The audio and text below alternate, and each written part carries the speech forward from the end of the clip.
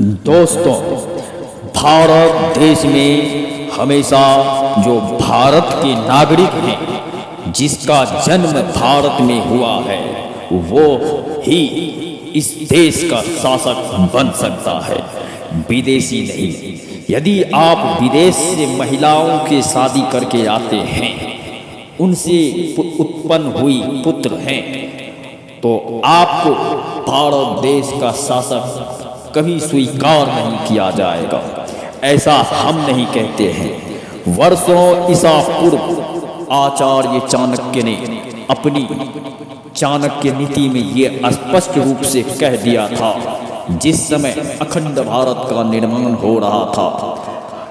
चंद्रगुप्त मौर्य का शादी जब विदेशी आक्रमणकारी सेल्यूकस की पुत्री हेलेन से हुआ था, तो उस समय यह बात स्पष्ट कर दिया गया था कि एक विदेशी महिला की संतान को शासक नहीं बनाया जा सकता है। भारत का अगला राजा वही हो सकता है जो स्वदेशी महिलाओं, किसी भी राजा की स्वदेशी महिलाओं से उत्पन्न पुत्र को ही देश का राजा, देश का युवराज, देश का शासक बनाया जा सकता है। जी हाँ दोस्तों, इसी विषय पर आज हम चर्चा करेंगे।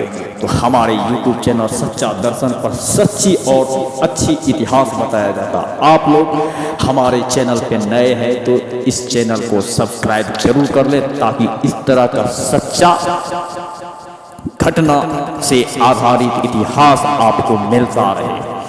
बिना देर किए हुए अगले कड़ी पे चलते हैं। जी हाँ दोस्तों, इस प्रकार से स्पष्ट है कि भारत देश से संबंधित प्रत्येक मामले में आचार्य चाणक्य के विचार एकदम स्पष्ट और उचित तर्क पर आधारित थे। अतः वर्तमान समय में जो लोग किसी विदेशी महिला या उनकी संतान को भारत का शासक बनाना चाहते हैं, उन्हें पहले आचार्य चाणक्य की संघर्ष कथा और विचारों को पढ़ना चाहिए। इससे उन लोगों के दिमाग में लगी हुई जंग साफ हो जाएगी और वह देश हित के विषय में कहीं अधिक अच्छे ढंग से सोच पाएंगे। हाँ, यदि कोई विदेशी महिला या उसकी संतान भारत देश की सेवा करना चाहती है, तो उसे राजनीति में आने की या शासन संभालने की जरूरत ही क्या है। सेवा करने के लिए तो अन्य मार्ग भी हैं, जैसे कार्यकर्ता बनकर सेवा करना।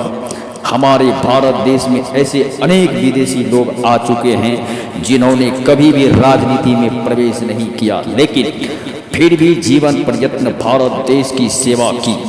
इसलिए जो भी विदेशी महिला या उसकी संतान भारत देश की सेवा करना चाहती है, तो उसे सबसे पहले राजनीति छोड़ देनी चाहिए। इस प्रकार से आचार्य चाणक्य ने अपना संपूर्ण जीवन भारत देश की उन्नति में लगा दिया। वह आजीवन अविवाहित रहे। इतिहासकारों का मत है कि उनकी मृत्यु 283 ईसा पूर्व हुई थी। चाणक्य वास्तव में एक महान युग पुरुष थे और ऐसे महान युग पुरुष को हम सच्ची श्रद्धा के साथ में नमन करते हैं।